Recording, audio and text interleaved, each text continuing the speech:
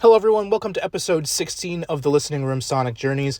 I'm your host, your groove guru, and your guide to the vibes, the cultural DJ. And today we are talking about the importance of physical media in music. If you're new, be sure to like and subscribe. New episodes every Thursday. Be sure to follow the Cultural DJ socials, the TikTok, Instagram, Facebook. The links for those will be found in the description, as well as the Cultural DJ Substack for any articles that I publish. That will be in the description as well. So, why are we talking about the importance of physical media? Well, first of all, I will make it known that I am a long-time gaming nerd. I've been a gamer for a long time, for as long as I can remember.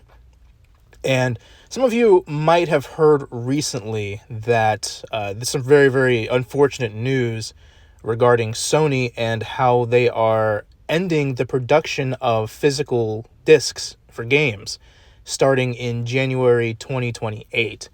And this has gotten a lot of gaming fans, whether they are fans of Sony or fans of Microsoft, Xbox, or fans of Nintendo, just really gamers in general, and even people outside of the gaming sphere, they've gotten in a big uproar because the thing about it is that I'm not gonna dwell too much on the video game aspect because we're gonna get to the music. But the thing about it is that when they do this, essentially they have the ability to make it so that you can't actually own anything. A lot of companies, especially when it comes to things like streaming and things of that nature, they've been pushing more towards digital exclusivity, getting rid of physical media. And we've already seen that Sony removed like 500 films, I think, from their store, from the digital store, movies that people already bought that were in their digital library. They just removed them. So all that money that was spent on however many films you bought, it's just now wiped clean. They're not there anymore. They don't exist. And the same can be done with those video games. You can spend $70, $80 on games in the digital market, and they can pull them anytime. That doesn't necessarily mean, of course, that the game will disappear from your library if you did purchase it, but we don't know all the logistics of everything yet, and unfortunately, we're probably going to find out the hard way how all this is going to work. And unless Sony changes their mind, it's going to really kind of put a damper on the already dark clouded gaming community. Things are not looking very good for the gaming community right now. A lot of companies are switching into high gear with their greed, and it's really just not a good scene right now. But we're going to move to the music part, because music physical media and gaming physical media aren't too different when it comes to how they're being treated now. You all, of course, might know that music streaming has become huge between things like Apple Music and Spotify and Tidal and even like YouTube Music. A lot of people prefer to stream their music because it's very convenient. And personally, myself, I have a pretty vast digital library of music. But the thing about physical media, and we're going to break it down into 3 reasons as to why physical media in music specifically is important, because it really is. And over the last decade plus, physical media for music has made a bit of a renaissance, specifically vinyl. Vinyl has made a huge comeback over the last handful of years, and it's really beautiful to see. I've been collecting vinyl for about upwards of a decade now, and I have a decent sized library of vinyl records, but I also have a good handful of CDs. I have a decent handful of cassette tapes, and that brings us to the first reason, which is very, very special to me, is that people just love seeing their libraries grow. They love seeing, they love the hobby. They love the hobby of collecting and watching their collection grow over time. Some people might just be starting out with collecting. They might only have 10 records, but over the next year or so, they might have upwards of 50 records, and they just love seeing it grow. They love organizing their LPs or their CDs or whatever they're getting, and it's just fun to look at. Sometimes it can be a nice conversation piece. Like, I have my records all on a big old shelf, and it looks really cool. I have it organized by genre, which is a bit of a nightmare as far as organization, but we're not going to get not going to get into all that. But there's just something really, really special about getting to see something, and not even just with music, but video games, like we mentioned, with movies, like DVDs or Blu-rays or VHS tapes or whatever, books. People love collecting books. I love collecting books. I just love collecting in general. I'm a huge collector of physical media. I'll put that out there. But when it comes to music, I love seeing my collection grow. And the proliferation of digital media and a lot of companies pushing for digital exclusivity is it definitely puts a damper on physical media.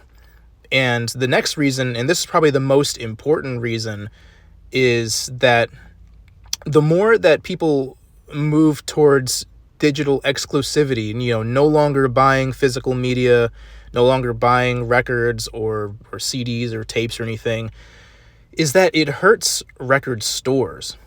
Record stores pretty much live and die by physical media. These brick and mortar stores live and die by physical media. They pretty much are entirely reliant on people coming into their stores and buying a record, buying a tape, buying a CD, buying something, right? And the people that, and I will say this, I will say this, that record collecting is an expensive hobby. As somebody that's been doing it for a long time, it can be an expensive hobby. I mean, if you're buying pretty much only records that are like, $30, $25 every single time, and you're buying multiple at a time, it can be expensive. And there are people that pretty much only buy those types of records. For me, it's kind of a combination of those. I go to record stores. Some people might go to like a H&M or even like a Books A Million or a Borders, I guess. And they will get brand new records every single time. Or they'll go to Target and get like, however many copies of the same album that Taylor Swift put out. And that's going to set them back probably a good couple $100, right? But the fact of the matter is that you have different types of collectors, and they all assist in helping the physical media world go round. And it really doesn't matter which kind, because, I mean, as long as they're buying the record, that's what's important. By going in and buying these records and being a collector, you're helping out these often mom and pop shops, these places that are fairly low budget, but they're really, really crucial pieces in the preservation of music and of physical media. And they're able to help these collectors in the love of their hobby.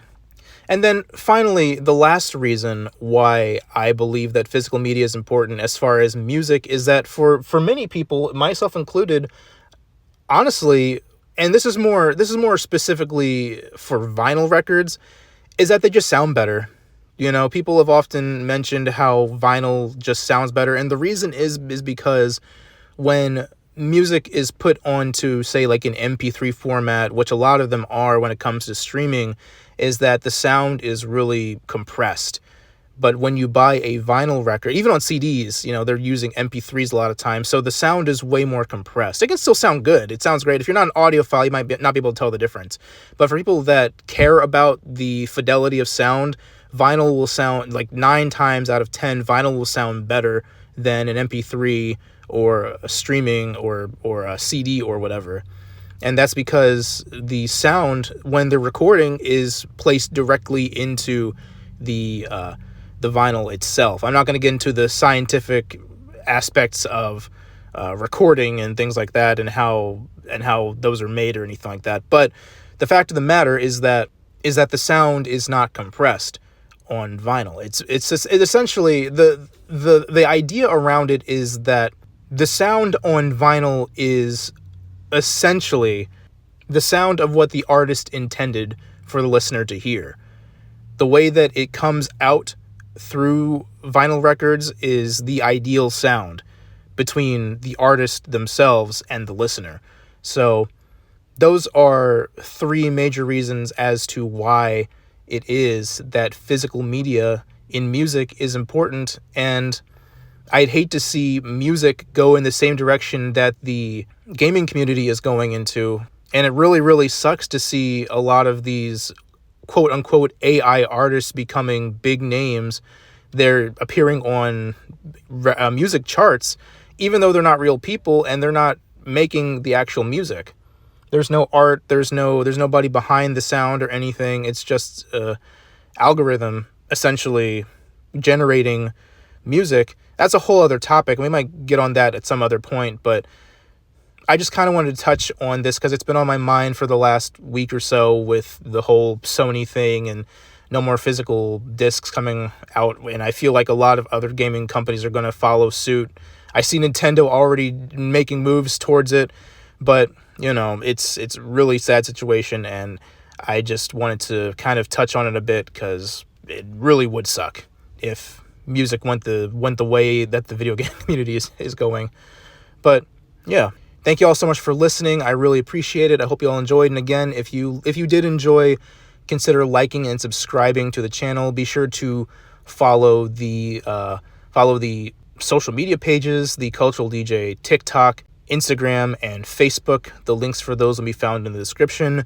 And also follow the Cultural DJ Substack for any articles that I publish. The link for that will be found in the description as well. New episodes every Thursday. And yeah, thank you all again so much for listening, and I will see you all next time. This is the Cultural DJ signing off.